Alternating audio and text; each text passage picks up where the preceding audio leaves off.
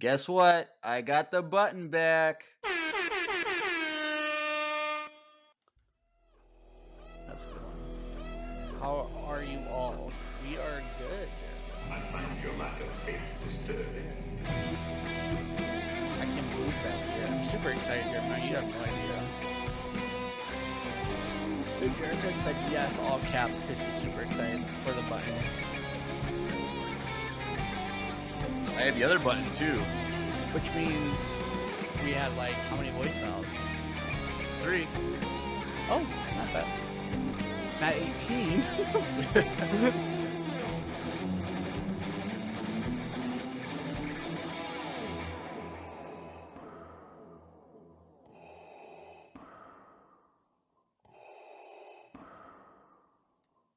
Hey everyone, welcome back to another Boba-tastic episode of Empire Radio. I'm Jeremiah. I'm Drew. And we are back with more behind the scenes of Star Wars content.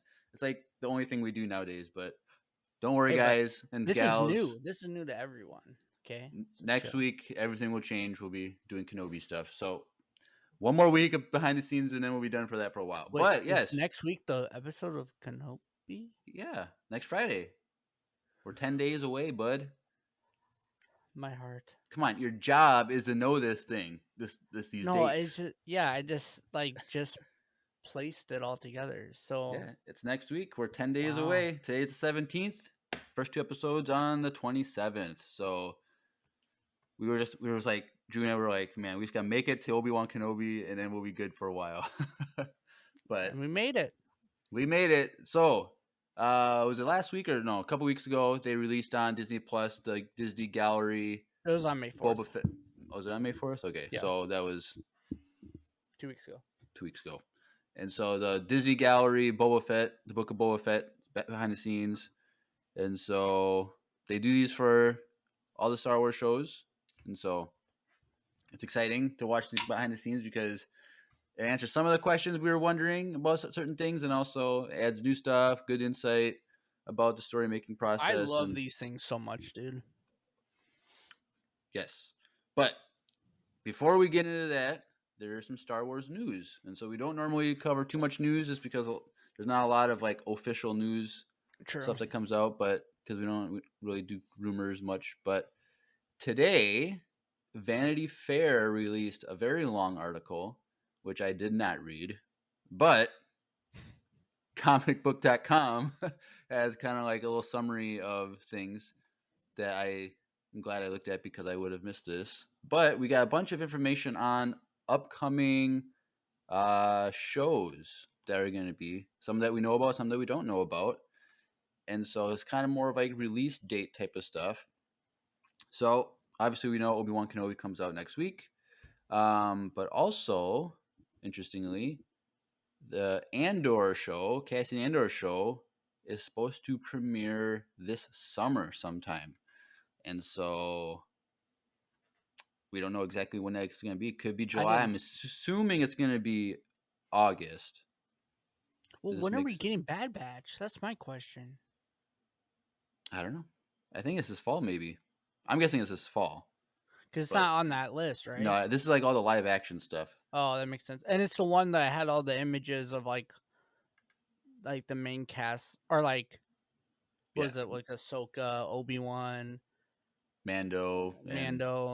Someone else. Was it Boba? I don't know. I can't remember. Yeah, it was Boba. But yes. So Andor's coming out this summer. And Andor. I don't want to forget. Oh, yeah. But that's interesting that we're going to get this quick. Because I thought it was going to be later on in the year we were going to get it. But so this summer we'll be getting more live action stuff, and I believe that's a 12 episode season. So that's 3 months of content right there for us. So we're excited for that. And I'm assuming it's going to be like after a Marvel show, I'm assuming. Yeah. Because I know She-Hulk is about to come out. You see that trailer? I didn't see it, but my I thought it looked kind of janky. I heard it's like more comedy. Am I wrong? It looked like it was more comedy, but I still haven't finished Moon Knight. Gosh dang it. Which, I mean, not that I haven't wanted to, I just keep forgetting. It's like we're in the heat of the NBA playoffs right No, now. I don't care Okay. about that. Yeah, I know. But anyway, so I know that next month, Miss Marvel, I believe, is going to be going on. So there's that. So I'm assuming that's going to bleed into July, and then they're going to have like a few week buffer between that show and Andor, I'm assuming. So I'm guessing it's going to be August. That's my guess. I'm sure we'll get a when does trailer. She-Hulk come out? I think that's August as well, I think. Oh. Maybe. But we're definitely going to get an Andor trailer then. Yeah, I'm guessing we'll get an exact release date for that and trailer. So keep your eye out for that because we'll be deep diving in that trailer. Also, Mandalorian Season 3 is going to be late 2022 or early 2023. So this could be... kind of blew my mind. I'm guessing it's going to be January. I'm guessing kind of Boba Fett was January. It might be like the last weekend. No, Boba Fett was December. That was the last week. Yeah. But I'm assuming it's going to be like that, but it was probably just going to be mainly January into February. Yeah. Which I thought we were going to, I can get to like next summer or later in 2023. So I'd even, so is it wrapped then? I thought so. I honestly, like, maybe we've talked about this and I forgot, but I honestly didn't even realize they started recording it yet. I think they wrapped a while ago, but apparently. I'm not sure. Well, obviously, because they did announce last week that they started Ahsoka. Right. So it's probably not going to be working on 2 shows at one time. I missed it, but I thought they were doing Ahsoka and then they're going to do Mando season 3. Like, I honestly did not. I don't know. Maybe I got lost somewhere. I thought season 3 was going to come out after the Ahsoka show, but I'm wrong, and I'm okay with it. Yep. Because we got some answers honestly throughout this trailer, or not this trailer, this thing that we're about to break down, like this behind the scenes of answers for what? Well, not answers, but the way they described some stuff that we're about to break down, it made Book of Boba so much better for me. I don't know if it did that for you. It kind of had the opposite effect for me. What? We'll get into that. We'll get it. Anyway, next show. Ahsoka is still confirmed to be 2023, but nothing specific for that. And then the Acolyte show, that's nothing really new there, but they did say it's in the final days of the High Republic era, and it says the 100 years before Episode 1, Phantom Menace. So I thought it was going to be more around the time of the High Republic books that we went, which would be 200 years. But I'm excited because if this is like Dark Force users stuff and it's 100 years before, I think we might be getting some Plagueis action. Ooh. Plagueis action. That's there's a lot of like people's predictions and rumors about Plagueis going around. I haven't seen any of it. Well, that's because we don't really pay attention to that stuff. But also, on top of that, there is a new show that was announced, codenamed Grammar Rodeo. And apparently it's going to be centered around 4 young people growing up in their years following Return of the Jedi and will strive for an 80s Amblin feel. Now, I'm kind of confused on what Amblin is because I kind of tried to Google it, but I think it's just like a genre of films from the 60s of like coming of age movies. But it's going to have... You kind of just described Stranger Things to me, though. But it's going to be in the 80s, like an 80s theme, which I don't know what that means. Like, it's Star Wars. It's not supposed to have... Honestly, like, what if it's the 4 people that help Boba? And it's the theme because they kind of have that 80s look. No, because they put casting calls out for kids. So it's like... they're kids. Kids that are 11 to 12 years old. So when they go to film it, they're probably going to be like 13. 14. Jerica says, I think it's kind of like American Graffiti. I don't know what that is. I know it's a movie. I've never seen it. that is a movie that a lot of people have been asking for us to break down because What? it is Us? because A American Star Wars podcast? well, it's the first big movie that George did. That's why. Oh, well, it's not That's Star Wars. why. So sorry, folks. You're not gonna Yeah, get but that. Harrison's in like it's. Oh, I'm just saying. Well, if People when we start a different podcast, or the Patreon podcast, and you guys can Patreon pay podcast. for us to break down weird things Yep. and give us money. So yes, so there's that show, which I don't know, like I don't care about coming of age stories. So No, like you kind of it sounds like Stranger Things, like for kids in the '80s themed, kind of, but it's in the star. I don't know. I don't know. There's all kinds of shows and stuff like that, movies like that. So it's just like I No, don't know. I I know, don't, but why do we want a Star Wars version of that? That's what I'm saying. Like I huh? don't really care for it either. I just don't because it's gonna be okay.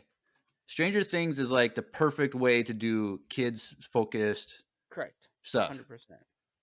but it's so hard to do that because it's like that's the only time that's ever worked is like that. Like other movies or shows where it focuses on the age group are just not that great. And I mean, so what's the one where they're walking on the train tracks? What's it's like that old movie? 4,000 movies that take place Oh, on. it's like an old movie about kids or the Goonies. Like that's a good movie. The Goonies is classic Yeah, with but if, kids if it's and like a Star Wars movie, I don't want the no, Goonies. that's what I'm saying. Like I don't know about how this is gonna work out. Is it like And then it's gonna have some stupid love triangles or something. I'm like, I just don't care. Just give me Star Wars. It's like actual Star yeah, Wars. no, I agree. I this probably is gonna be we don't have any more news That's about all. It's all we Lando? know. Orlando. They also said there's no new information on that. Okay. But Well, this sounds like one of those shows that might just get canned. nah, it's not gonna get canned. We'll see. But that's all the news that was in this summary from comicbook.com. So Mm-hmm. I don't know. I'm excited for all the shows except for this kids one. But I'm just hoping that it's a more like Stranger Things where it's more of like a matured like storyline. It's not a kids show or about kids. It's like a bigger story that they're thrown into where they're growing up for that in that era, which who knows? Maybe we'll get some characters that are like the kid versions of like of Characters we characters know. from the sequel trilogy, like Hux when he was a kid or something. That would be kind of cool. A redhead kid is I Hux, mean, General Hux as a kid, and then I don't know who else would be like because it's after episode 6, right? right. So and so that's 30 years difference. So you know We if could see they're Kylo. Well, no. we well Kylo was born what a year or two after, so Yeah. it's not probably it's gonna if it's within those So it's first the few years. same timeline as Boba, essentially. Yeah, I it's mean, all and the same. Mando. Mando, Boba, Ahsoka.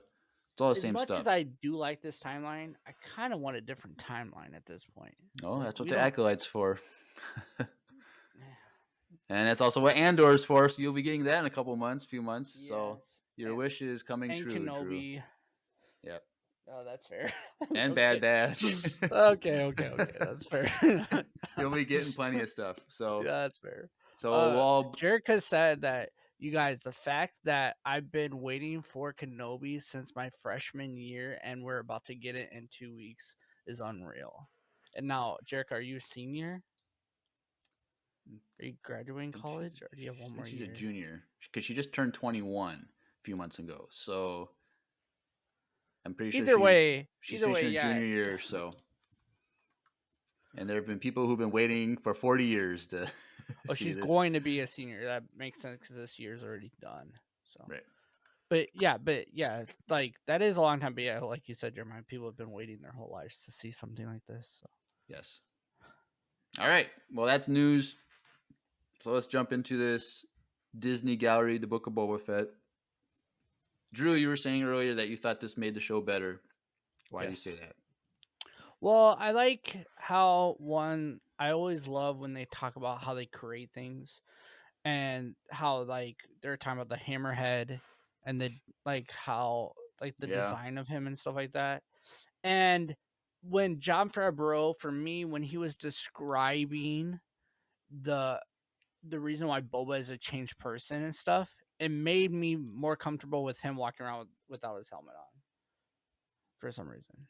Like just him So when hearing I it. say it during the Okay, show, you don't believe it. Well, when John no, Favreau says yeah, it makes it okay. I see 100. how it I is. mean, Come on. I mean, uh, yeah, Oh gosh. essentially, like hearing it from the goat himself. Yeah, it makes a little bit more sense. If for he's me. a goat, what am I? A The worm? sheep, Like the a sheep. sheep? What? Oh gosh.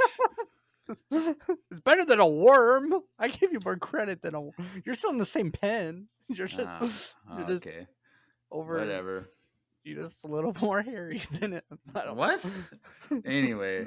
I don't know. So I don't know. I just that point of view, and even like the way that Dave Filoni was talking, describing the show and the vision of it.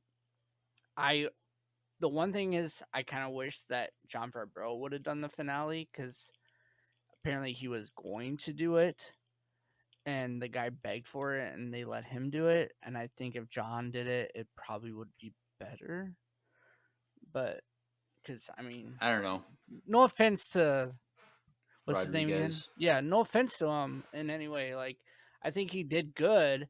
I just think John Favreau is amazing, and I think all the episodes that he does and Dave Filoni and what's her name from Jurassic World, like those episodes are Bryce always Dallas Howard.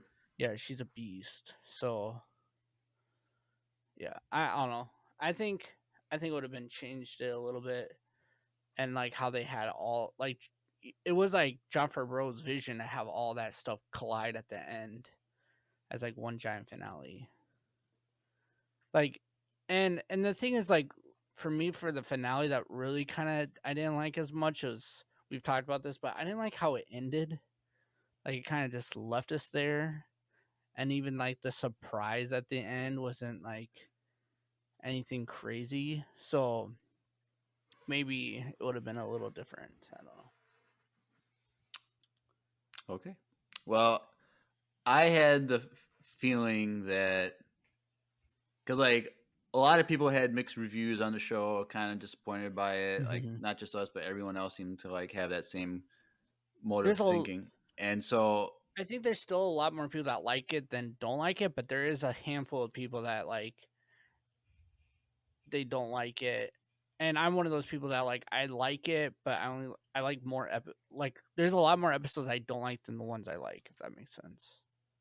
right. So because they made it seem like they filmed this stuff, these interviews during the production, but I don't know. I kind of feel that they I think it was after. after they got the reviews of the people's reactions and stuff, and they tried to hype up how good they thought the show was and Yeah. try to like over explain things so that it would make us and make like it better so that they fooled you, Drew. Yeah, it worked They for make me. because you said it made the show better, but like I felt that they were really trying to Yeah. over elaborate and like really impress us with like their production quality, like production like process and ideas, and they're just like, oh, this is amazing. This is like how this is like better. No one could do it better. Blah blah blah. And like I'm sure like a lot of it is still true, but I don't know because like the show like we seemed was more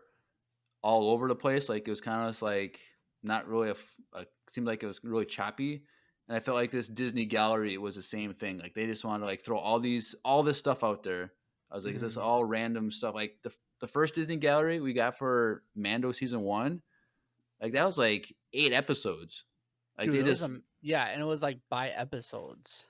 and so it's like they spent all that time doing these Disney galleries episodes for season 1, but here they just like threw everything in to Well, I one mean, episode. didn't they do that though in season 2? It was like 2 episodes instead of I can't remember Mando season 2. I can pull it up fast. because I remember they did. It was a lot. they had Bastard they had kid. 2 episodes because I think we didn't get anything about Luke, and then like months later we got their thing on Luke. No, that's season 2. Yeah. Yeah. So like here they just kind of threw it all together in one thing, and it was also Which jam I mean, packed. And I felt like they could have broken this up more. I think they should have done a full yeah. episode So season on the two, Luke stuff. And season two of Mando, season 2 or whatever, the gallery, it was only 2 episodes, how long and was the first one? 69 minutes and 42 minutes. Right. Granted, Boba was a shorter show as well, and I think they did that. I get what you're saying, Jeremiah, but I think they realized that season 1 didn't have as many people watching all the episodes that they did. And Huh? like looking at episode 1, like season 1 of this show, like there's like one episode that was only like 19 minutes. Like they weren't as long. Well, right, but they were still So simple, focused episodes. correct. Here they They're spent definitely like more. 2-3 minutes on one topic and then went to the next one. And honestly, a lot of that could be due to COVID.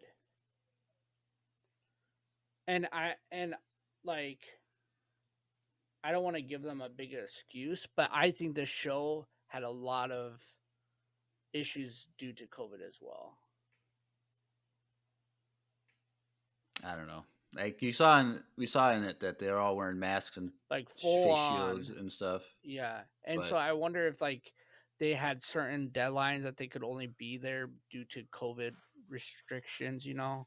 Like they could only be in a room with that many people for a certain amount of time. Like I don't know what their requirements were, and then in the middle of it maybe like Delta spiked up, and like we it's kind of hard to tell the timeline of COVID through this, but it definitely was a little bit, I don't know. It was in the heart of it. It seemed like still, or like maybe not the heart of it, but it was definitely still an issue because they were full on masks.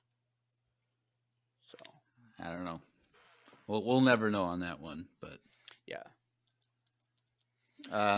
were there any specific things that you wanted to highlight? Because I have my notes, but Mhm. like I said, everything was like 2-3 minutes long for each thing, so I have like 1,000 notes.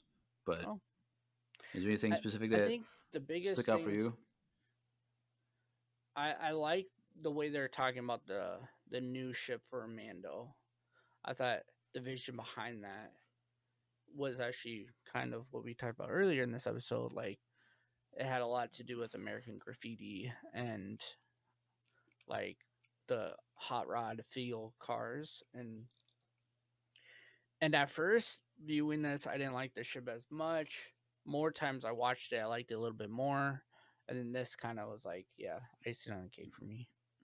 Yeah, Jeremiah, you're right. This thing threw on blinders for me for this show. Like hardcore blinders, I like this show a lot more just because of this thing. So yeah, Like it they was. got me. What I thought was interesting about the new ship was that, well, one, Doug Chang, who's awesome, he said he designed He the designed the original first N1, one 20 but I years think ago. I think he said that this design for this show was one of the original designs that he had, and he just reused it. So it's Yeah, like he just went back to his sketchbook or something that he had on file, and they just kind of picked things out of there and just took one of his early concept arts basically and just revamped it for this, which I thought was cool.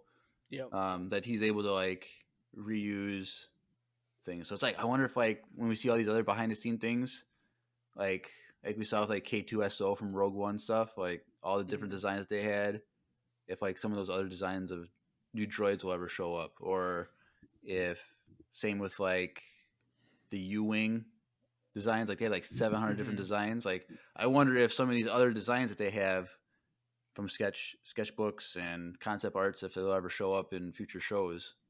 I think that'd be cool. That would be sweet. I also think the whole concept behind um the way that John was talking about how delicate the Star Wars universe is, and they like even they're very delicate in the way of even things that are in Legends, and they want to add that in, and like that's his goal is to add stuff Yeah, from all of it in he said there. be respectful to all Star Wars canon and EU. Yeah, So I which wonder.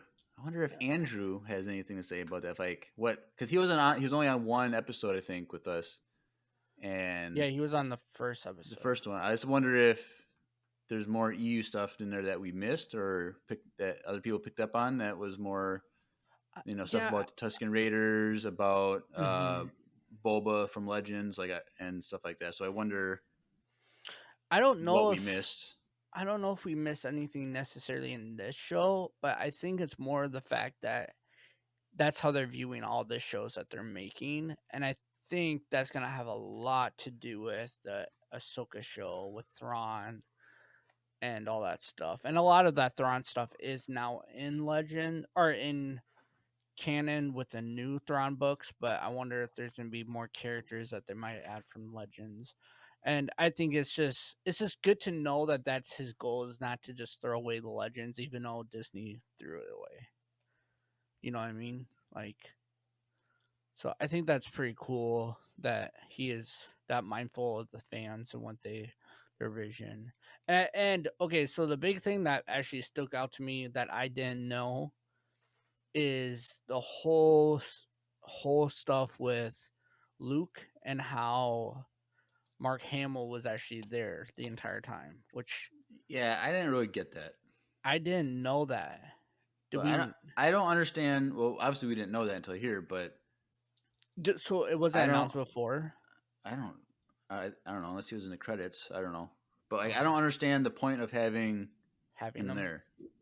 I think the whole point of him being there is just to make sure that the guy moves properly. Makes That's makes pretty no much sense because 60-some-year-old Mark Hamill does not walk the same as he did when he no, was. but he can tell, and then and okay. What's crazy, and I Yeah. don't know how. I want to know your opinion on this, and even the chat too. Feel free to chime in. But did you catch when Mark Hamill talked about the guy who's playing him as his stunt double? Not even like he referred to him as his stunt double, essence, and not as as himself He as an he didn't actor. call him stunt double. Yeah, he said he's like the even the way my stunt double looks, it's so good. He used the word stunt. He used the word stunt double. I paused it and rewind it because I was like, wait, what? Why would he call him stunt double? Because he's his own actor too. But I like it seemed like he was even viewing him as like, I'm Luke, this is me, and he can just copy me and they're gonna throw my face on him Yeah, anyways. I but don't the know. It thing was is, they kind of didn't interesting. use Mark Hamill at all. Like, he's kind of like Tamora Morrison. Like, he's a little Yeah. more chonky than he used to be. Like Well, Tamora Morrison's slimmed down for this compared to season Mando season two. 2, Yeah, when you for could see sure. which ones were Yeah, doubles and which one yeah, was him.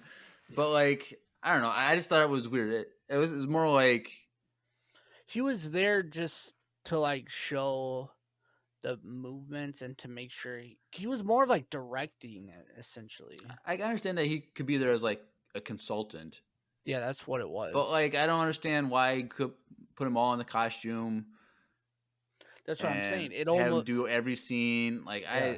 I just don't get it. I Like, get that too. Like it doesn't, and that's what surprised me when he called him a stunt double because it almost seemed like he acted, and that guy's just my stunt double, which means he's doing it all anyway. So I don't understand. yeah, I Now, don't did get it. he do all the lines? Is that what they're implying? Like, is that what Oh, he no, did? I think all of his lines were computerized.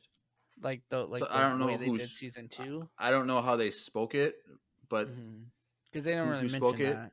But I think they did use just a computerized Cut the words like last time.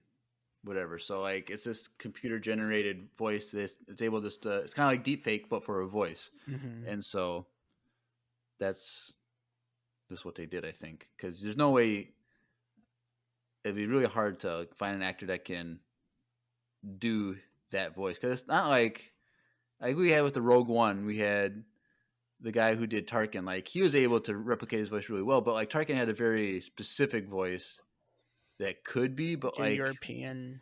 but like Mark Hamill's like Luke Skywalker's young voice, it's just a generic voice. Like there's nothing that sticks out about it. So,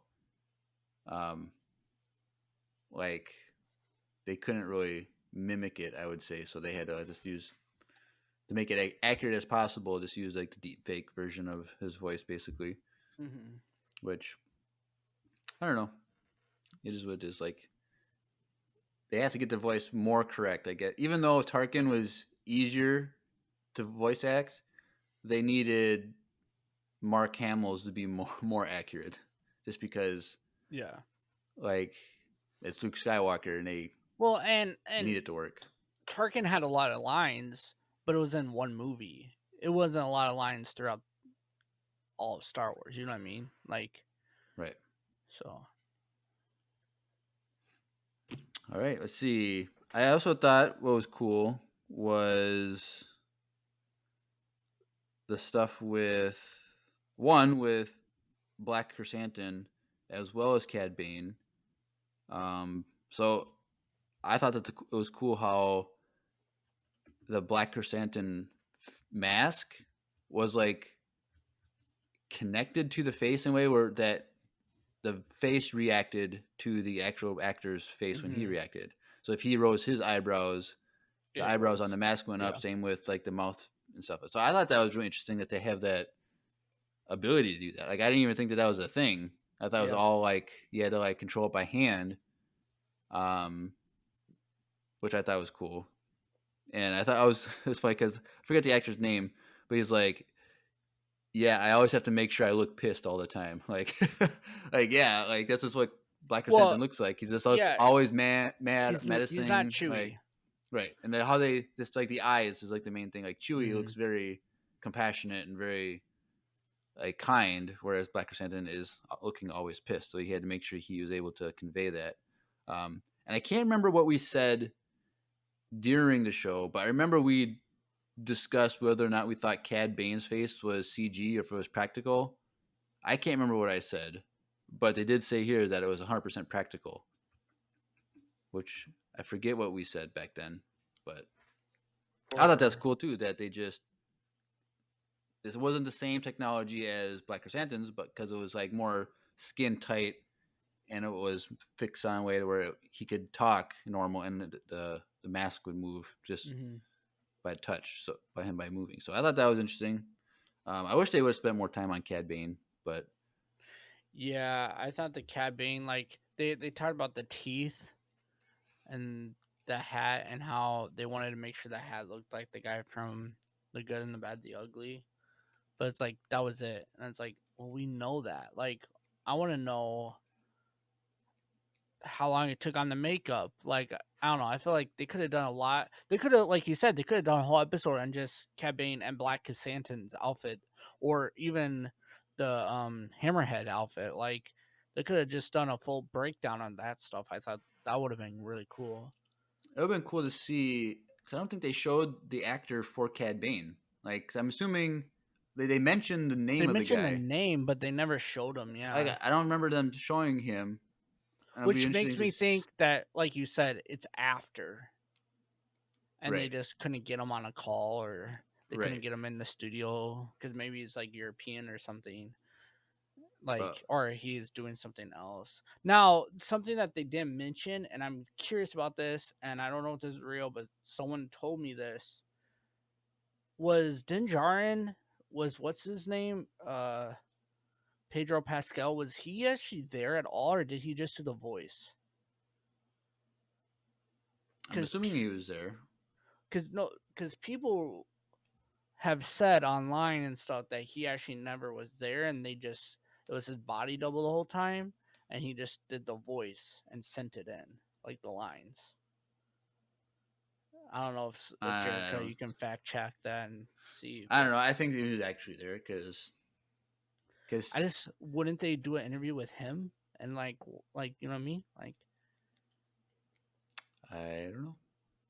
Like, I guess they could have just had him record his voice. Yeah, because but like in the actual show that he in Mando season 1 and 2, I think he did like all the scenes where he did speak. It was actually him there in the suit. It's just only in the action scenes when he wasn't there. correct.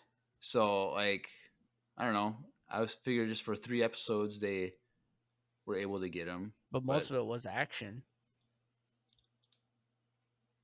not really.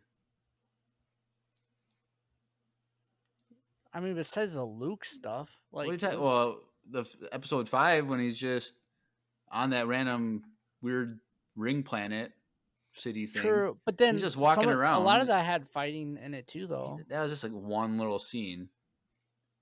And then the beginning of that episode when he cut the guy in half. Yeah, but 90% of it was him just walking around. Yeah. And I also wish they would have talked about that scene a lot more. The meat locker scene. I would have loved a breakdown on that. Why? I don't know, because it was the most violent Star Wars we've ever seen. Like, we've always seen, like, them going to cut something, and then it just shows, like, the person's reaction to him getting cut in half. But we've never actually seen someone physically get cut in half and their body go in separate directions. Yeah, we saw Maul do that when he fell down the tube. We see a tube different paths. As he's going down, and it's CGI, and like, we even see blood in that scene because when he cuts him in half, you see a little blood splatter, but it's like mist. Like it's not like it's not like drops or splatters, which is whatever. But I don't know. But I really didn't like how because like they tried to give it a justification for why they brought Mando and Grogu in because Jon Favreau said, well, by this time in the season, fans are wondering, what happened to Grogu. And I'm like, no, we weren't. Not even like, a little. Well, okay. Well, first of all, everybody wanted him. That's not true. Everyone wanted to know. Like, so they were right about that. People wanted to see him. I think we wanted to see him in episode 1. Like we didn't wait. You know what I mean? Like I just think it was kind of like a very forced. Like they did not need him to be in this show, and they brought him in anyway. And they had 2 episodes that were completely. One episode was 100% him. We didn't see Boba at all. And then the second one, we saw him for like literally a minute, 30 seconds. Yeah, so it's just like, I don't know. I felt like I said before, they're just trying to like sell why they did everything to make it look like better than it was. Like they planned it like better, but I don't know. I still don't like that even though what we got was amazing. Yeah, I just felt like it was a cop out. They just kind of like threw it in there just because, like, oh, the fans want to know where he is, so we might as well throw him in. For me, it seemed like they were filming, and they didn't like the outcome of where the show was going, and they said, "Let's throw Grogu and Mando in here and make the show better." Right. That's what concerns me about. Like, I mean, we'll find out next week about the Kenobi show, but it's just concerning that, like, can they only do one character live action? Like, you know what I mean? Like, it's just a little concerning that, I don't know. It's a little. What are you concerned about? About Kenobi. I'm concerned that Dave Filoni and Jon Favreau, they did season 1 and 2 of Mando amazingly. Book of Boba Fett was a little iffy. There was that one episode, was it 2 or 3, when it was like mostly about like the Sand People and Boba, and that episode was really good, really amazing.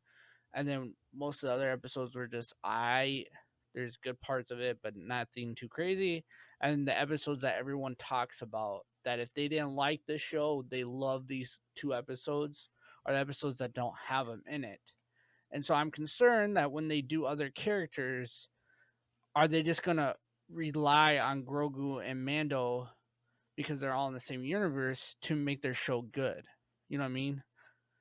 Well, I'm not like super worried about it, but I don't think they're going to do that because they're not going to be as directly related. Because like no, I don't think it's going to be in the Kenobi show at all. I'm just saying, like, we'll find out if that's real once the Kenobi show comes out, because they don't have a thing to lean on like Mando. But I'm saying like Ahsoka, they're not gonna. Yeah, all those characters are gonna overlap eventually, but I think Ahsoka has a completely different story where she doesn't need Boba or Mando or Fennec or any of them I because hope she's. you're right. I hope it has a lot to do with Thrawn and Ezra, and we see Ezra and stuff. But it would not surprise me if somehow they drag Mando throughout this whole show too. I wouldn't be surprised if, because somehow they have to bring them all back together eventually, because that's what they're trying to do anyway. So I just don't know.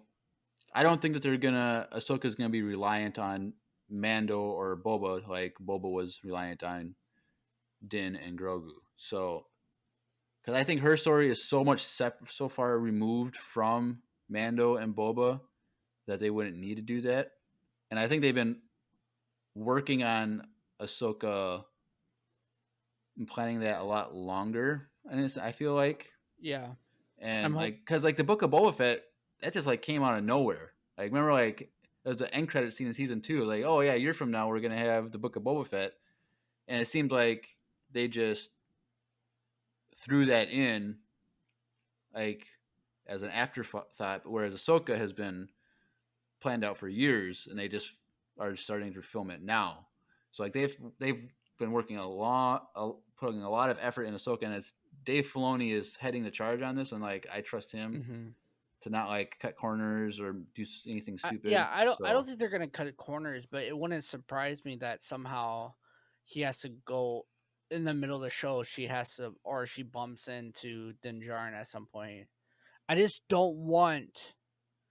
Not that I don't care if Din Djarin's in the background or something, but I do not want another full episode of Din Djarin hanging out with Grogu instead of Ahsoka and Thrawn figuring life out. You know what I mean? figuring Like life out. that is not what I want. Like as Right. much as I love Din Djarin and Grogu, I don't need them in this Ahsoka show, and I think the whole Star Wars fandom can agree that we are waiting on this show, and we have a lot of expectations for this show, and we want it to be about Ezra and Thrawn and Ahsoka and the Ghost Crew. Essentially, like we need that stuff. Right. And Jerica did say that it seems like they haven't confirmed that he was there at all, and he was not in any photos or anything with the cast. So I would put money on that he didn't even go, and he did all of the voice scene remotely, All right. which is Cool. kind of sad, but whatever. But while we were on the topic of Ahsoka, they tried to pull the Plo Koon thing on again. Yeah, which why? Just to I have think fun with it's her? no, I think it's to keep the Luke thing as secret as possible, so that she didn't even know that it was Luke until she showed up on set and had her full makeup on.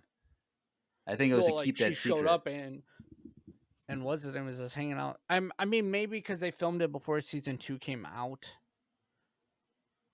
Season 2 of Mandalorian, they probably filmed before that came out, so she didn't see that Luke was even there. Like she might not know. What do you mean? Like the actor of Ahsoka might not know the outcome of that because if they start filming before that show came out before Mando season 2, she wouldn't know that Luke is even a part of it yet. Because we don't know how soon they could have I don't know. filmed. I think Like I pretty think they closely. just filmed it in order that the show is released. So, but Then when is? I don't know. I don't think it has to do with that. I just think they just didn't want it to leak that Luke was in this scene or in that episode, Well, so they I kept get it a that. secret. It's just yeah. I don't think there's any conspiracy theories with that. Like I just think they want kind of like with the original Luke in episode season 2 of Mando. Uh, there was only a really small crew that knew about it, And so, but here that you could tell a much larger crew. So like, Yeah. I think a larger group of people knew of Luke being in it, but like I think they wanted her to go in it more. I think they purposely did that one so that fewer people knew because she's a big name actress and like obviously I don't think she would leak things, but they want to keep that tight. But I also think it would have had an effect on her performance too because Because she would have been Her meeting Luke, like or I say Mark Hamill. Ahsoka meeting Luke Skywalker Yeah. would have a different feel than if Ahsoka met up with Plo Koon. Now, Plo Koon is still very significant to Ahsoka because he's the one that discovered her and brought her to the Jedi Order. So there is that connection, like importance there, but it's a much bigger emotional reaction for Luke and Ahsoka to meet. And so I think that probably is why they kept it a secret so that Rosario's reaction to meeting Mark Hamill would be more similar to Ahsoka meeting Luke in a sense. It's supposed to kind of like parallel that just because of the emotions. And so maybe that's why they did that. But I still think that how many times are they going to do this Plo Koon Well, thing? that's at this point they can't anymore. And I Like, wonder if they're going to be doing it so much that everyone's just, oh, it's whatever. But then it's actually Plo Koon in an episode. no, I was gonna say Because with remember, all they this, did a whole CG thing of yeah, his I face know. already. Now, Like, I don't think they will bring him in, but I don't think he'll because he's dead. he's. I don't want any surviving Jedi. Like that's I don't want that. No, so but I wouldn't be surprised for how much they mention Plo Koon, and he's clearly on like Dave Filoni's mind. I wouldn't be surprised as if we get a live action Plo Koon story before he found Ahsoka. Oh, Like, we're not gonna get that. We might maybe really? in like Why? maybe in a flashback in the Ahsoka series, but like, Well, that would be cool. but I don't think that. I don't know. You don't think Plo I Koon as a character could like survive on his own show? First of all, he was shot down in a starfighter and crashed into the planet below Yeah, I'm saying in before all Order that. 66. But I'm saying they're not going to rehash that a story like that. There's no reason to bring him back for a story. I think the reason would just be to see a different view of the Clone Wars. Well, they're not going to make a live action Clone Wars series. Maybe not live action. Maybe it'll just be a different cartoon show. I don't know. I just think it's interesting that they keep mentioning his name. Right, that's what I was saying. So it's like by the time we get to A New Hope, I like Obi-Wan Kenobi and Yoda for me should be the only Jedi left in the galaxy. Like that's just what I want. Like cuz it makes more sense for that to be like that for the story wise. I don't want these random Jedi to survive and are still running around the galaxy. Like it doesn't make sense story wise for me. And so Oh, it's as a little much. so as much as I want Plo Koon in live action, that'd be so cool. I feel like it would take away from the bigger Star Wars story if he. Well, isn't it the biggest thing is that most of the Jedi that are still alive aren't as significant as some of the characters that we like. We don't want Plo Koon because that could take away from like the Kenobi, or we don't want like certain characters who were associated with Kenobi and Anakin to be alive because that's gonna take away from right. I don't know. Either way, like I don't mind if there was like something in like you know the time of like Cal Kestis, like from Jedi Fallen Order. Like yeah, there's still surviving Jedi then because you have him, That's what I mean. you have Seer, which was like his like whatever, like the leader of that group of whatever. Like she was a former Jedi that was in the Inquisitor program, or they tried to make her Inquisitor or something. And so like I don't like if they had Plo Koon like show up in something like that, like I'm fine with. But by the time we get to A New Hope, everyone else needs to be dead. It's like I Correct. hope Cal Kestis is dead before A New Hope. Like that's just what I want. And so But yeah, what if they put out a show before the Kenobi, like a show before Kenobi, so like before 10 years, and it's about the point of view of an Inquisitor trying to hunt. well, that'd be fine. That'd I be don't mind dope, that. dude. Like a Like dark. I'd be fine with that. I wouldn't be surprised if in the Kenobi series, if We see murders of Jedi. no, if well, we might see Order 66 flashbacks, but Oh, that'd be sick. I wouldn't be surprised if at some point, whether it's in Kenobi or a different show or something, or maybe a video game about Luminara, because she was not killed on Kashyyyk, she was Mm-hmm. captured, and we know that in Oh, Rebels she was used, like her bones and her corpse were used to like draw Jedi out of hiding to try and find her because like they could sense her. So, but like that's dark as heck. I feel like she was alive for I don't know if there's any canon like for how long she survived after she was captured. But like I think it'd be cool if the only Jedi that I would ever want to show up in the Kenobi series would be if like she's still alive and he senses her and goes to try and like find her and then gets brought into a trap or whatever. But anyway, That'd this is be the book of cool. Boba Fett behind the scenes, not Yeah, that. But it's so close though. It's like next week, so we're kind of a little predicting some Kenobi. anyway, Just bear with us. You guys like it. back to my notes. How do you feel about the whole sand monster thing where he like filmed himself at his house and like I think he's really cool. And put it together like was it Mando season 2 when he did the whole thing with the toys or whatever? Like right. he's a really cool director. And when it comes to a pinch, he finds ways to just do it without. He seems like he has the good mindset. It just also seems like he watched a lot of other fighting shows and like we I don't didn't. know. I think him acting out the like put two scenes and him gluing them together to make the monster and like he was the monster. I thought that was really cool. No, it And I was was like, sick.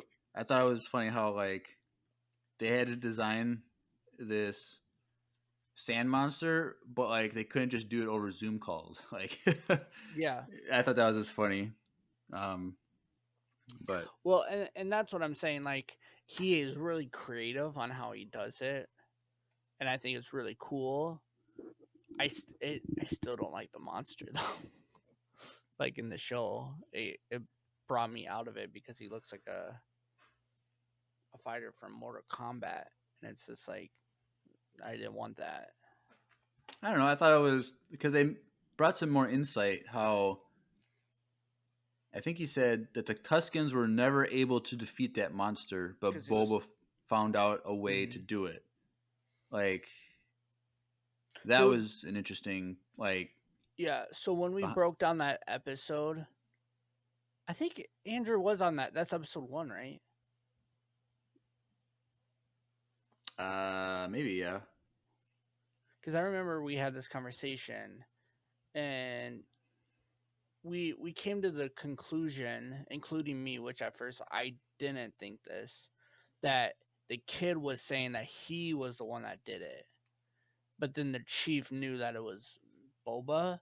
But Yeah. the way he described it was like only Boba could figure it out, and that's what gained their trust with him.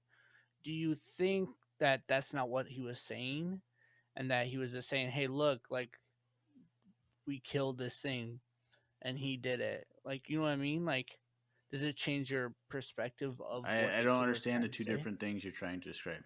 I feel like you just described the same thing. No, so the kid, Yeah. when he brought the head into the Yeah. village, you and Andrew were saying that the kid was saying that he killed the Yeah. kid killed, Yeah. and but if this was a monster that no Tuscan has ever killed, Yeah. because they couldn't figure it out, Yeah. but Boba clearly was the one that did it, but everyone just let the kid. Yeah. Do you think that you still stand behind that, or do you Yeah. think the kid was saying No, that's that? 100% what the thing was because he was the one being celebrated, and No, it Boba wasn't. was. Yeah, everyone came around him and was like patting him on the back and cheering with the kid. Or were they just happy that it died? The whole point is the kid took credit for it, I and don't think that's the point. chief was After the like, way "I he know was you did describing it because there's no way this little scrawny kid Yeah, took on that monster that us as a tribe can't defeat." yeah, but that's what I'm saying. I don't That's think that that's they the thought whole. the kid. That's Oh, that's a heart. Go watch the scene again. They're congratulating the kid. Like that's just what it is. Yeah. Like so from that though, you liked the monster a little bit more. no, I Because like of the the way- I like the backstory. That's what I mean. But you don't care about the monster. The anymore. monster is just the monster. Like Yeah. it's just whatever. But like I like that they added the detail of the significance of it that the Tuscans, because we never knew at the point like if the Tuscans ever were able to Encountered defeat it. Like because we know they encountered it because like they saw that head and they were like impressed by it. But like we never knew whether or not the Tuscans could actually do it themselves. Yeah. So the fact that they had this little story, little behind the scenes story of like Mhm. Boba was the first one to do it, I thought this added more to that Correct. that story. Which is what I was saying. Like these are the kind of things I liked about it, but also to prove your point, that was a monster that got a lot of hate online from fans. Well, yeah, no one's debating that. So no, I'm saying maybe like you said in the beginning, they added that cool behind the story thing to make people not hate it as much. No, because I think the And maybe it significance worked of on you. no, because I'm pretty sure that that was something that was there from the start when they wrote the episode. So I Yeah. don't think that that was a retcon of anything or a fix post production. Even if it was, I still can get behind it, so I don't really care. It's just kind of funny. It is, Jeremiah. It is kind of ironic that most of the things that people didn't like are the things that they kind of helped fix with this show. No, because they didn't talk about the modders that much. So True, they didn't talk about the they didn't fix modders that. really They at didn't talk all, about. except They didn't for talk like about their bikes. They didn't talk no, about that. yes, they didn't talk about the bikes. They did talk about the modders in the sense of like the relationship growth between generations on Right. how Mando didn't like droids at all. But then we get to the point where these guys are modding themselves with droid parts. Right. I think get that that. I think but they kind of yeah, they made something up there because I didn't even put that together. no. There's nothing to put together because what they said was wrong. I think because Mando's hate for droids has nothing to do with yep. generations. It's Yep. because his family and his village was killed by droids. Yeah, That's the only reason. So and his planet was killed by droids too. After they bombed everything. Oh, Mandalore. Well, Yeah. Well, that's not. No, that was the Empire that had droids with them. Well, I mean, but they went out and murdered everyone else after the bombs. But I don't know. But yeah, I think that that's something they made up because that's not a thing. Because it's only Mando that didn't like the droids. Like we love the droids, and I don't know. So it just, like you said, it seems a little made up. But I don't know. Yeah. It seemed like maybe it kind of helped. I don't know. Anyway, we can move on. What did you think about the jam sessions, where he says he likes to play music with his actors? Because he says use music to make creative trust, or like, how would you feel about that? Because you're a former musician, right? I don't know if do you dabble anymore. I do at church now. You play drums at church now? Yeah. Really? Wow. And I actually play bass as much as I do drums. It's like every other week. But I think it's cool, and he did that a little bit in season 2 as well. Yeah. Right. I don't think he played with, but he always had his guitar. Like he played to them, but yeah, it was kind of cool that Tamaris played with him a lot.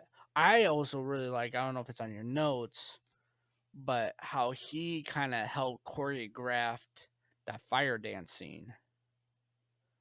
Oh, that was just like we just assumed that just because it was True, but I thought it was really cool that it was a lot to do with his heritage of the actual real life. And also I think it's really cool that that they didn't have an ending to that and they kind of just made that up after they filmed most of that episode. right. I did remember them saying that they just wanted to add that it wasn't in the original script and they realized it would have been an important thing. So that was cool. Yeah. So, and is that still your favorite episode, Jeremiah? Well, yeah, of the Boba episodes, yeah. That's what I mean. Yep. See, episode 2. That was probably the best part of the whole season. Oh, the Boba, but not the Mando. Right. You can't really. Episode Yeah. 5 was better than episode 2, but I think you can't- episode 5 is the best Star Wars content so far. Hold on. Last In 4 my- episodes of the Clone Wars is way better than anything else in all of Star Wars. You know that. Come on. I mean, I like it, but Because it fundamentally changes how you understand all the Star Wars, whereas episode 5 of Book of Boba Fett just adds a few little details about the Purge on Mandalore. okay. Yeah, get All a little right. Let me say it's my favorite live action Star Wars show episode. Does that work? I can tolerate it. How about that? I won't say you're wrong for like that. I'm just saying. Like, I think there's other arguments for episode other 6, episodes. It was really good, so I don't know. Because episode 6 had a lot of like Oh, crazy the one that Andrew spoiled for me. Yeah. Oh, by the way, today's Andrew's birthday. Oh, it is? The recording, May 17th. So. Oh my gosh, I'm gonna text him right now. Tell him that. So if you're listening now to this, it's post his birthday, but put in your calendar for next year, May 17th. Sorry, May 17th. But Andrew's birthday, so he's 28 years old. He's still a baby. You and I, we're old as heck. We're knocking on the grave.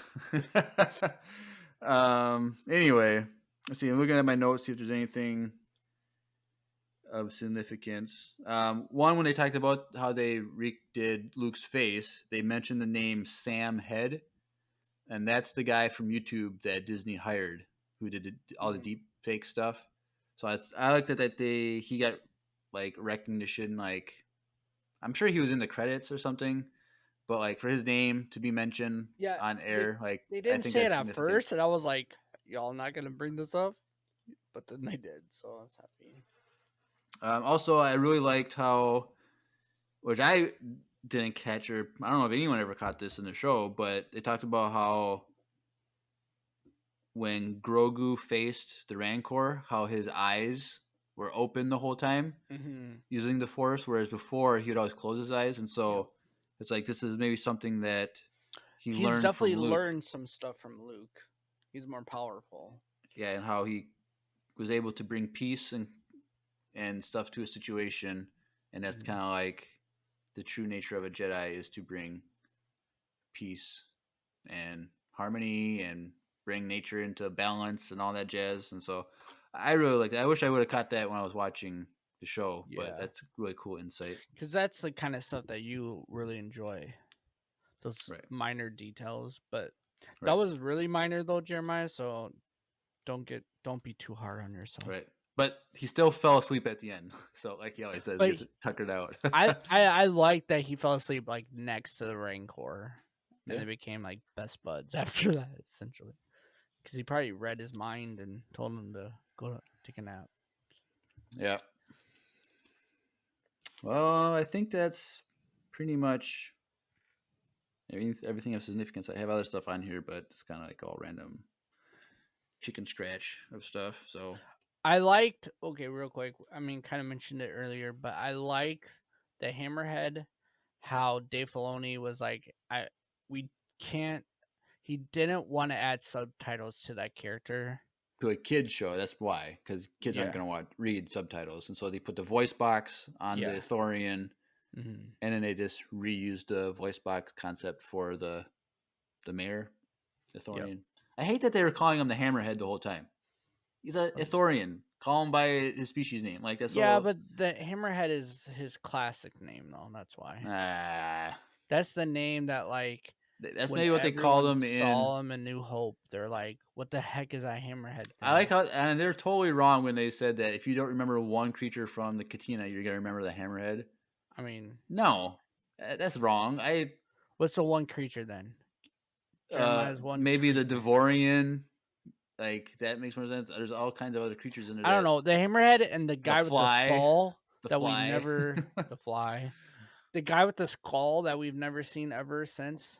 Like the guy with just the hood on it looks like he has a skull. Those two characters have always did stick out to me. I think it's more the fact because of how big the Hammerhead is compared to everyone else in that room. Yeah. That's why it kind of sticks out like a sore hammer. A sledgehammer. Yeah. All right, Drew. Anything else from this episode you want to discuss? There probably is, but I don't know. I liked a little bit. I liked how they're talking about that lady who ran the cantina or whatever. Her character developed was pretty cool, and like how she looked way different when she had all of her. What the heck? It's like she was like had the least amount of makeup, like creature makeup on her face. She's just regular face with this head tails on. I think it's but the like head tails, when man. she takes the head tails off, she looks completely different. Like if I saw her in the wild, I'd be like, I don't know who that is. You know what I mean? Like she's not like a significant. She looks different. Right. But yeah, I think that development that they talked about her character was kind of cool. Also, the whole thing with Fennec was pretty sweet. The relationship between him and Boba, and why they brought her in as like one of the main characters to support Boba in a way that was different. Like when they described that, it made that relationship a little bit cooler for me. Because like viewing the relationship, it's after hearing it from them, it's obvious, right? But viewing that relationship before, it's like there's something there, but I can't stick my hand my hand on it. And after they said it, it was like put your finger on it. That's the expression. That's the word. I was gonna say thumb on it, but then yeah. All right. So. Well, the Cantina Band. Yeah. Cantina Band. You know where else you can hear the Cantina Band theme song? Right now. Right now, with our sponsor, Wesley Andrews Coffee and Tea, we have a pre-made commercial explaining how you can get a bag of coffee or tea or anything from the website. Mm-hmm. A little sponsorship. So let's listen to our ad. Oh, shout out to the birthday boy right now. Yep, because this is his voice. So Wesley Andrews Coffee and Tea. Hey everyone, Andrew here. I'm pleased to tell you that the sponsor of today's episode is Wesley Andrews Coffee and Tea. If you don't know anything about Wesley Andrews, you definitely should. They're an award-winning coffee roaster and shop in Minneapolis, Minnesota, and they make fantastic coffee. The awesome thing is that whether you live in the Twin Cities or not, you can get their coffee beans delivered straight to your door by ordering them online. They even have a subscription service that ensures you never run out of amazing coffee. If you've been looking for some new coffee to try or a way to elevate your normal coffee routine, now's your chance. Head over to wesleyandrews.cc, use the code Empire Radio, that's with a capital E and a capital R with no space at checkout, to get 15% off your first purchase of any bags of coffee or a coffee subscription. I can't think of a better deal. Get 15% off some great coffee, support a small business, and support your favorite Star Wars podcast. In the words of Emperor Palpatine, do it.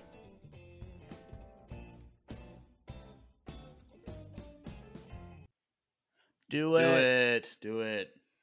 Go help support us, and also go support Wesley Andrews. Yeah. All right. Well, we're doing our classic voicemail time without the VCU. So let's transition over to voicemail time.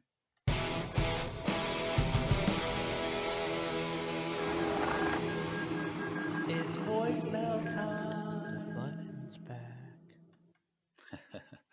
All right. So, because we don't have any VCU stuff anymore, we're just back to general, basic, everyday voicemails like it was before the VCU came into our lives and changed us for the better. But we do have 3 tonight. So, first one we'll have from Jerica with an interesting question. Ooh, Jerica. Hey guys, it's Jerica popping with another question. What is the thing that seems so minute to people that you just absolutely hate? Mine is glitter. I'm an early childhood major, I know, and I hate glitter because it just gets everywhere. It's worse than sand. Like, honestly. True. We used glitter in one classroom today. It wasn't even my classroom, and it's still in my hair. And I went to Target, and somebody goes, "Oh, you have glitter in your hair." And I'm like, "Thanks." But let me know what you think, and have a great day. May the force be with you. All right. So something minute that you absolutely hate. So I don't know if is this supposed to be different than like a pet peeve? Because I'm not sure. Yeah, describe the word minute to me. Small, insignificant, Something like minor that tiny. just bothers you. So like glitter for her is something that's minute. It's like not like small like in size, but like She said, insignificant. She said, I'm still finding glitter on my stuff Yeah, from yesterday. glitter is kind of terrible. Like, why? Yeah. So your question to her was what? Just she's Like, in the chat. is it different than a pet peeve? Because I have 1,000 of those, but those are more bigger things. But I think it's maybe just like everyday annoyances or something that's more on a smaller scale. So I listened to this last night, so I've been trying to think all day, and I don't even have the best answer. But I would say something that I don't like is. She said no, not really. So maybe it's the same. I don't know. So what I hate is like the bottle of hand soap like in a bathroom, like when there's like a quarter inch left on the bottom of the thing and the thing doesn't work anymore. Like they gotta invent something better. They got a bottle that goes up, like Okay, sucks it out. do you remember when we were kids? They had those cereal bowls with the straw. Yeah, I have them. You still use them? Yeah. Okay, so funny story. It was before the Disney store closed on the MOA, but they had a bunch of them like on sale. And I was like, well, we have kids. If you guys don't know, like my wife has like a bunch of nieces and nephews. And so they come over and they sleep over and all this stuff. So Steph's like, let's just buy a bunch of these and the kids can use them when they're over. And Oh, I thought you bought them for yourself. well, I'm there. gosh. I have a one that has it has Miles Morales on it, and I have used it because when they're all over, they're eating cereal, and then I'll just use it too and eat cereal. And now that we have Miles, like my kid, we're definitely gonna keep those around because it's gonna get pretty handy with him too. So yeah, those are the best, Okay. bro. Anyway, my point is, so if I remember correctly, the straw goes Mhm. all the way to the bottom of the thing, so you can get every last drop. Correct. Right. So they need to make a soap dispenser where It somehow the can the get tube, everything. like the tube, is like part of the container, and it goes all the way down to the bottom, and it kind of like makes like a hook on the bottom, and then there's like a little like the bottom of the soap is like a little wedge inside, so it's like a funnel going down to the little hole on the bottom, and then every last drop of the soap will be used. It sounds like you need to present this to like This is like my Shark Tank idea. Shark like, Tank. Yeah. Like you just have to figure out a way to like, because obviously you twist off the top and it comes off like how we do it now. Should we have a new segment in our podcast called Star Tank, and people can submit inventions that are daily use that we need? That'd be kind of fun. I don't You know. guys want to send those as voice? That notes might be next a whole week. other thing that I don't want to start. But like, definitely, they gotta like make a better soap dispenser because All right. I have a quarter inch of soap on the bottom of my thing, and it's not. You can't use it unless you pour it into another one that's has been used. I don't know. So that's my. Jerica, this is what Jeremiah is going to make when he wins the lottery. $500 million. Do my live action Bad Batch series, and then and I'm gonna and a soap dispenser make a soap that dispenser. will potentially make him more money. That's your investment. I'll do a deal with Kevin O'Leary because he's the best with making licensing deals. Just license out my patent to all the container companies out there. Boom. I don't need to win $100 million or $500 million thing a second time. I'll just be making all money. So that's my little minute thing. Drew, what little thing in life do you hate that's very minor?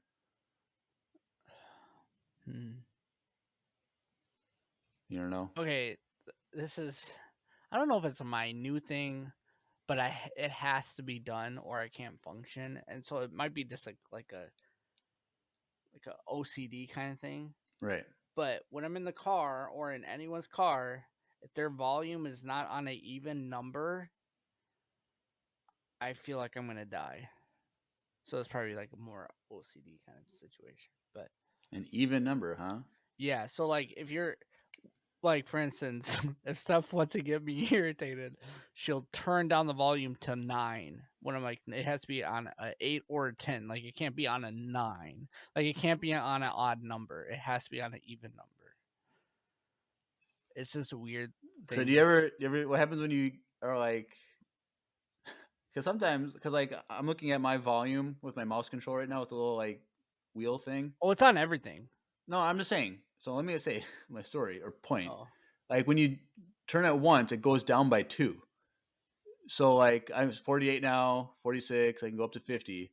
Mm-hmm. But if it's on an odd number for whatever reason, and I do that, it only changes by 2. So it's always an odd number. So like if you're trying to like change the volume, like there's like one click, make it always like odd number at any point, and then like you just like have to turn it off or what? Well, so in my Jeep, I have it on my steering wheel, which is, I like it now because Steph will turn it down. She'll accidentally put it on a odd number, and I can just type it once on my steering wheel, and she doesn't even know. And I would go up or down depending on the volume if it's significantly different. And so Jerica says she does that too. It's kind of funny because I have a little OCD thing like that too with even numbers where it's not as bad as it used to be. I used to be like very about it, and now I'm like I was kind of like I've grown past it where I can muscle through the anxiety of it, but Yeah, I have to like eat things in pairs. So like if I grab like some M&Ms, I have to have 2 of them or 4 of them or 6 of them. I can't add 3 of them or 5 of them. Interesting. So I used to be really OCD about that, and now I've learned to like not make a big deal. I wish you would have never told me that because now I'm gonna pay attention to that. Well, it's not. You're not ever gonna see it though. Like you can feel it though, like you said, like M&Ms or like sunflower seeds or something. Like, oh, fun fact about sunflower seeds: I eat the whole thing. ooh, that's not good for your body. What do you mean? I'm alive and kicking right now. Well, I used to eat the whole thing, and then I had a sunflower seed get lodged in my stomach wall and ripped through it, and I almost had to have surgery. So What? yeah. When was this?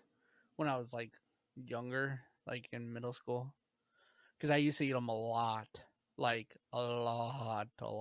Well, And it's all on so- how you chew the whole thing, though.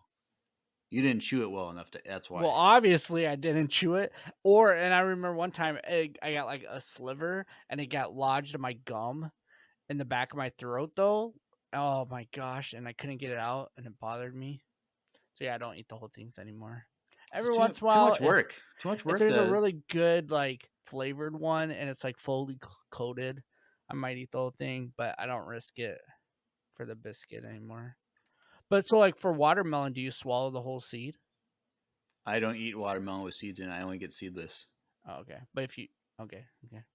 Like I only buy seedless, and if And there's seed stuff at like a party or a gathering or something, you won't eat it. I will look around in there and Interesting. pick and Why? find the Just ones. swallow it.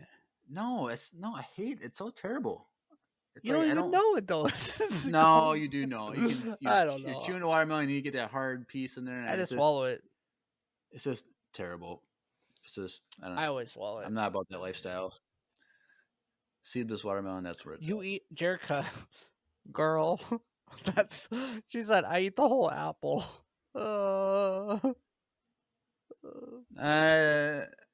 Okay, that is kind of. I wouldn't do it, but that's a common thing though. So. Is it? Oh yeah, a lot of people do that. I know people that eat a whole pear. I just feel like the middle part where the seeds are whole, like it's sharp. Like I feel Well, like that. Like, yeah, and then do you take the technically, the- apple seeds are poisonous, aren't they?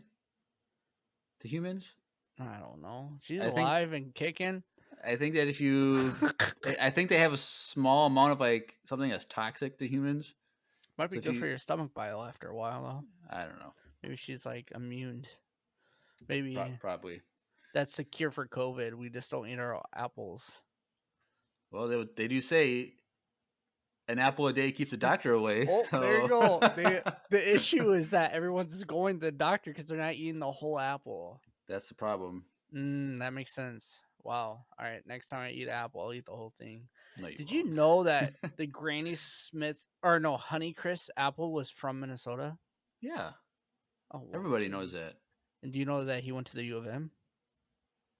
And Well, if that's where it's he from created it? Minnesota, it's very Okay, well, logical. I didn't know that, but it I doesn't went surprise to me. I went to Stephanie's sister graduation at the U, and the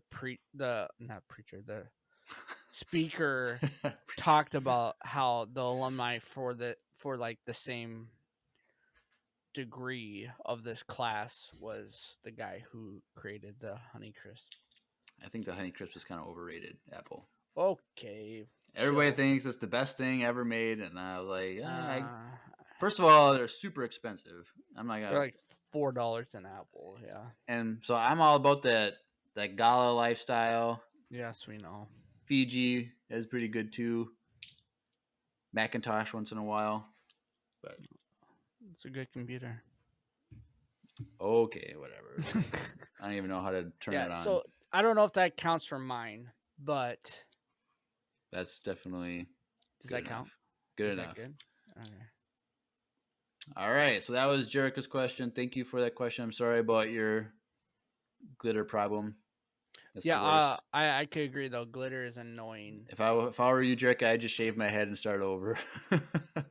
Start over, dude. Because my nieces have like glitter makeup, and every once in a while they'll Oh, come over and gosh. they'll do Stephanie's makeup because Oh. they're like 5 and 7 or whatever, and they'll just play with like makeup and they'll do it on my wife, and then she'll go to sleep. And then forget to take it off, and she'll like, oh crap, I forgot to take it off. And she'll go take it off. But by the time she laid in the bed for the brief 3 minutes, it's everywhere. So yeah, I It's feel just that terrible. glitter's the worst. All right, It's worse than sand. the next two are from Lucy, and so one is a behind the scenes type of thing, and from the VCU now that it's complete, and the second one is a great question that she has for us. So let's listen to the first one from Lucy. Hi everyone, Lucy here, and I'm just trying to figure out what to do without the VCU. But you did ask me last week what my original goal was when I started my end of the VCU, and I admit I didn't have much of a plan. I just thought it'd be a fun, quick roleplay voicemail. You know, I love acting, I love the Star Wars audiobooks, put them together to make 1 minute of a blaster fight, and while the result was 100% fun, it was not quick.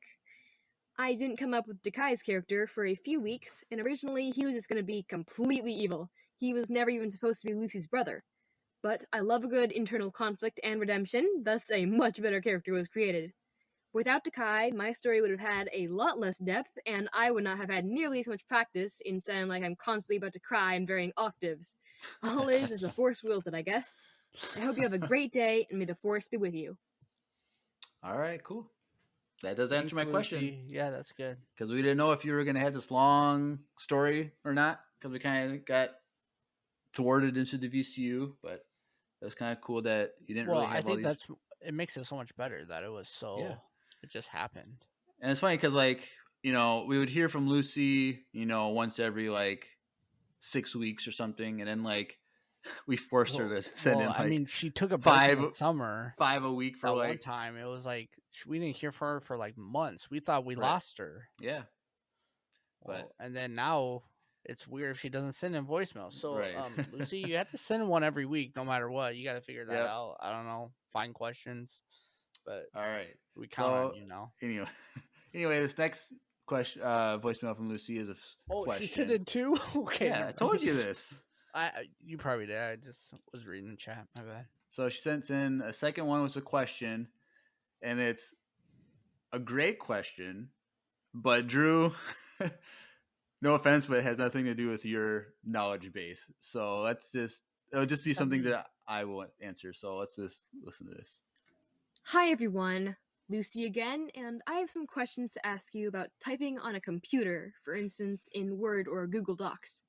What are your go-to fonts and font sizes, and do you believe in putting spaces before and after em dashes? When in doubt, I use Times New Roman, but I also like Century Gothic, Arial, or Arial Narrow to switch things up. I typically use size 16 font, and I do put a space before and after an em dash, just because I don't like it when things are too crowded between words. I believe this is my first non-Star Wars related voicemail, but my brain is basically out of ideas without the VCU, and I'm left with no choice. Have a great day, and may the Force be with you. Yeah, you're right. I don't care about that. So, yes. So, first of all, there's a bunch of stuff questions. You mentioned Google Docs and Microsoft Word. First of all, Google Docs is one of the worst inventions in all of human history. It's terrible. I hate how I have to watch a tutorial video on YouTube just to know how to do anything on Google Docs. I hate looking up. Microsoft Word is amazing. You're so old, Jeremiah. What do you mean old? Microsoft Word is one of the main freshman year. My language class, my freshman year, that was a year that Google Docs was dropped, and my teacher was like, "All right, we're not doing anything. We're just learning Google Docs," and that's the only thing I've ever learned on since freshman year. Yeah, I don't know how to use it. I use it occasionally for some things, but Microsoft Word is where it's at. I just love Microsoft Word. I paid. So, okay, here's the thing. Here's a little insight. People think that you can only do a subscription on Microsoft Word, but you can actually, I don't know how I found the link on Microsoft.com, but you can actually do a one-time payment and just buy it for $160. Oh, that's way cheaper, huh? So after 2 years or something like that, it pays for itself. And then it's just, so I have a full license to Microsoft Word right now that I don't have to do monthly payments on. And so if you want to know, people just use Google Docs, bro. That might be true. Most people use it, but I think Google Docs is still terrible. Anyway, so that being said, what are my go-tos for typing? So I kind of just keep it simple. I just New Times Roman as the font and a 12 size font. This is because it's standard, and I'm not trying to impress anyone with my font style. I don't know. I'm not a creative person like that, so I don't need to what looks better for this, because when I write for my blog, it's just I just type it on. Yeah, you type don't it out, worry about the font. then I just copy and paste on the thing, and I could change the font on the blog, but that's not your style of blog. It's not my style, so it doesn't really matter. But she does ask about em dashes and whether or not to have spaces on either ends or not. So I had to quick refresh my memory because I never heard the term em dash in writing, just dash. I was like, is this different than just a dash? And so I guess most people just call it a dash, but the technical term is em dash. And it's a very weird thing in grammar because I don't really understand its use, because you ask different people, you're going to get different answers. So I remember learning about it in Basics of Modern English in college. It was my last semester of college, and I needed an English elective, and I took this 200 level class just to get it out because I just needed it.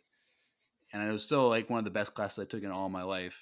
And like I wish I took that earlier in college because it helped me write a lot better. But I remember saying like, oh, the dash is just to like mark off a separate thought that is not part of what you're actually writing, like something that's very different than what you're writing. But when I looked it up last night, people are saying that it's just replacing commas or parentheses or colons. I'm like, I don't think that's right. But that's what all these websites are saying. So that being said, if that's how you're using it to replace these things, you shouldn't be using them in it. Just use commas, use parentheses, and use colons.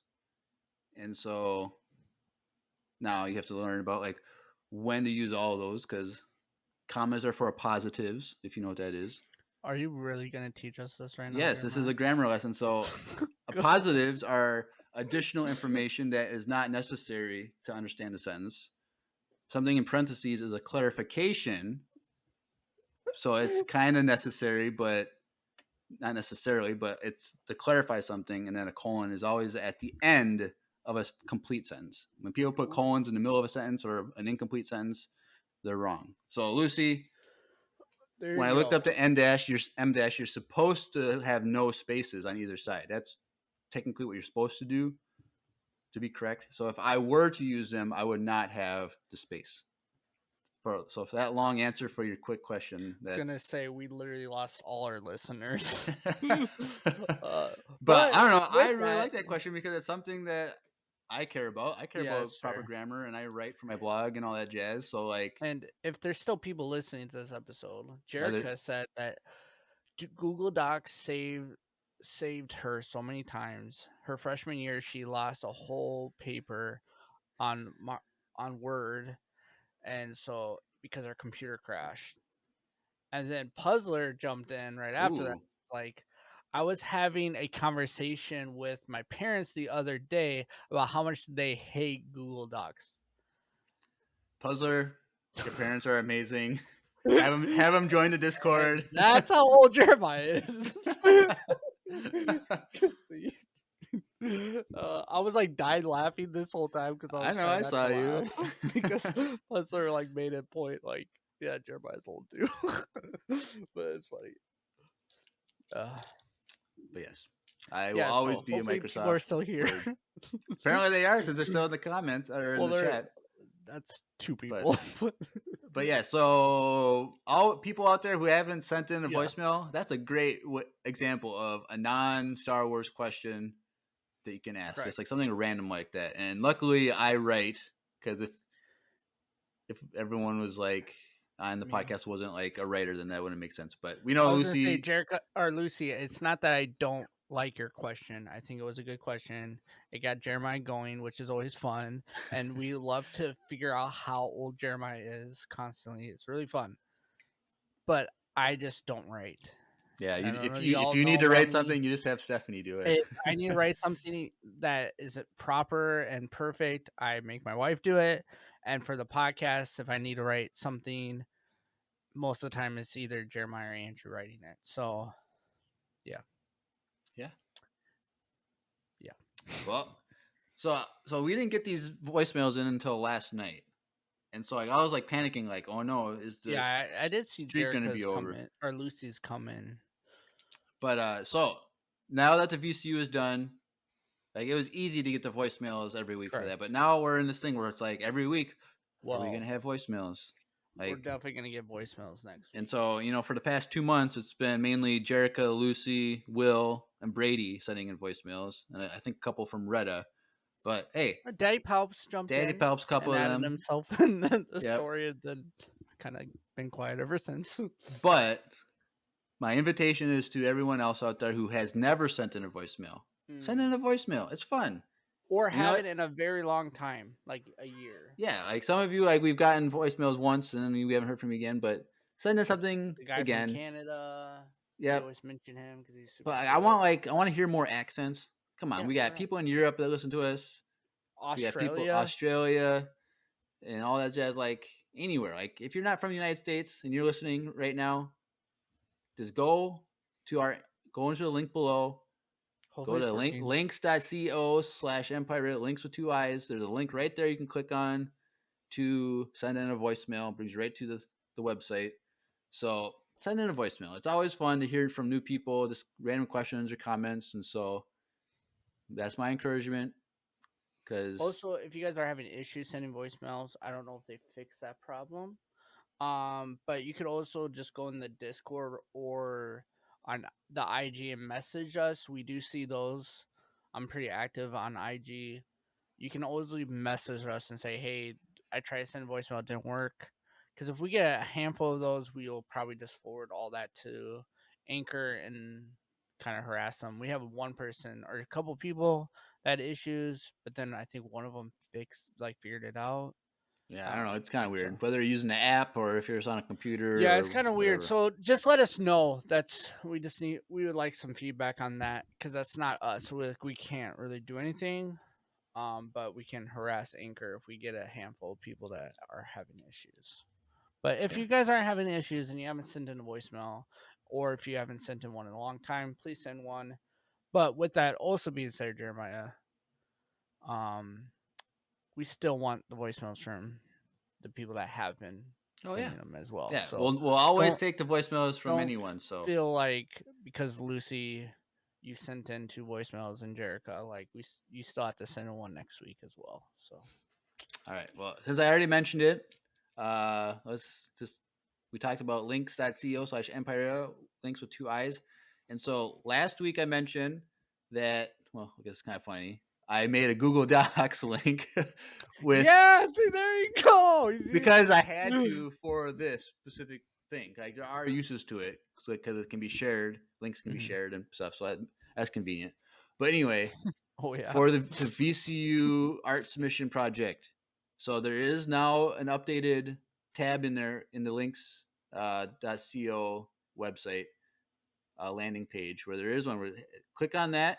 It'll say the VCU art project or something like that, illustration project or something, and it will bring you to the Google Docs. And I have a list of all the voicemails from the VCU with episode number, character, and then a brief description. And then I have timestamps for each episodes, like the start time from where all the voicemail, not for every specific one, but for each podcast episode at this timestamp is when the VCU voicemails are played.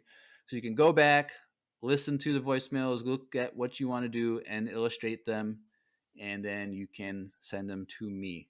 And there's everything is explained in the document. I wrote, where to send it, that's ideas and how to send it in and whatever. And so send in your works because we got like 90 some voicemails we got to illustrate, and some of them need multiple drawings for one voicemail. So we could have well over 100 submissions that we need, and we only have a few so far. I know a lot of people in the Discord are working on stuff, so eventually they're going to start coming in on a regular basis. But if you know how to draw, if you know how to paint, if you're a good digital artist, if you make stuff with clay, if you are making 3D sets with I don't know, your Lego toys or your whatever Star Wars toys or something, you're as good at making these artistic representations of whatever, send in something.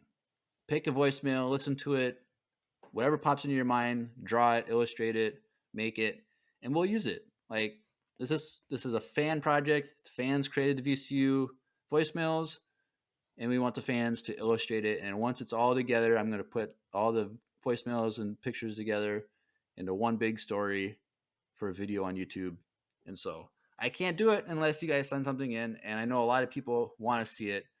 And I think it was last week, Lucy was like, we got to have Andrew do a reaction to the whole VCU someday. So I want to do that. It'll be fun.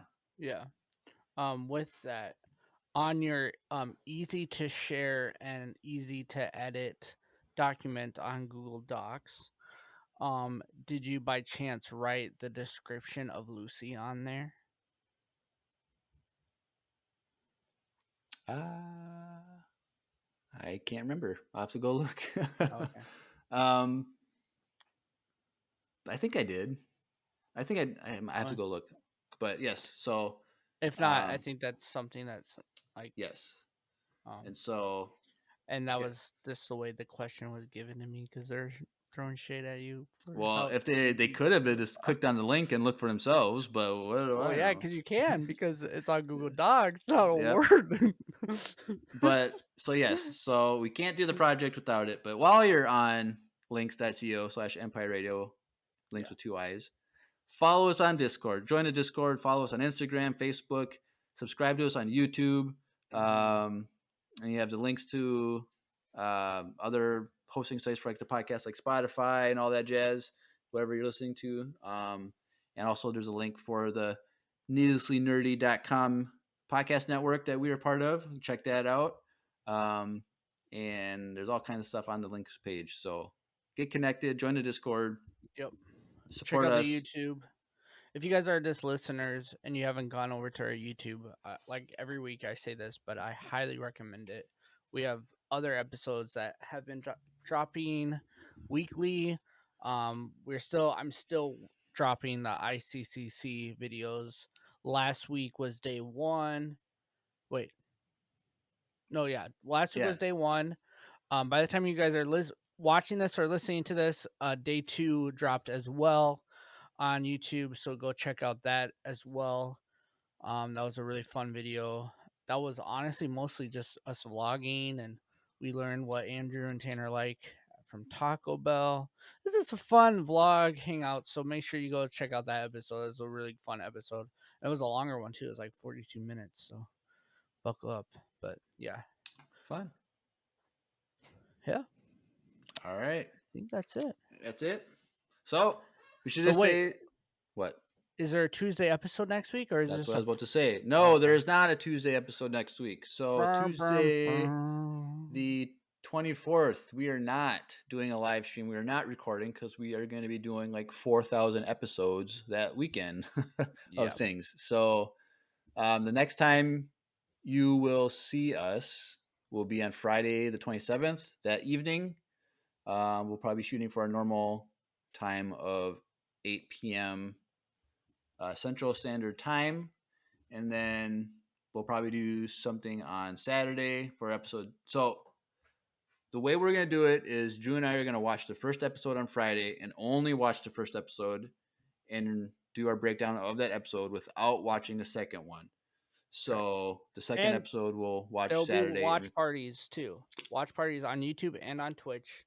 Yep. But like Jeremiah said, I'll only be watching the first one. We'll do the breakdown episode, and then on either Saturday or right after the breakdown episode, depending on how tired I am, I might watch episode 2. Okay, but Saturday evening, we might be able to do it a little bit earlier than 8 p.m. Just because, I don't know. We'll see what the schedule is. Just because it's the weekend, we have a little bit more time.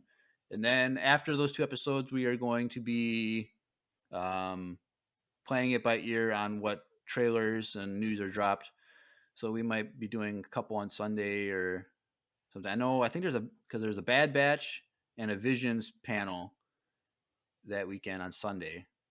Yeah, it's like almost like we might just do it like maybe on a Tuesday, just to wait until all the news and stuff comes through. I don't know, dude. It's gonna be we'll figure it out. Because then that Wednesday, the 1st, is the next episode of Kenobi. So true, I forgot that it was not on a Friday. So we'll have a ton of stuff, and I'm gonna be editing like crazy that weekend. Yeah, that's true. So definitely. Stranger Things is out that same weekend. Yes. So we'll probably be doing at least 4 episodes that weekend, maybe 5. Mm-hmm. It's gonna be busy, but we do it for you guys, the fans. True. So just keep that in mind, and also don't spoil us in the chat. True. If you've seen episode 2 by that time, so we recommend if you're here for the live stream, watch it the way we watch. Just watch the first episode and don't wait. Then just wait to watch the second episode if you're in the chat, or you can just. I'll probably spam that in the chat multiple times, and I'm sure we'll have Will in the live stream or Jerica, and y'all help us out. Yeah, screen and yell at people for spoiling stuff Yep. for us. But all right, well, we've been babbling on for quite a while now, so we might as well just wrap this up. Anything else, Sure. Drew? Nope, that should be it. All right, so you have been listening to another Boba-tastic episode of Empire Radio. I'm Jeremiah, I'm Drew. and may the Force be with you. Always.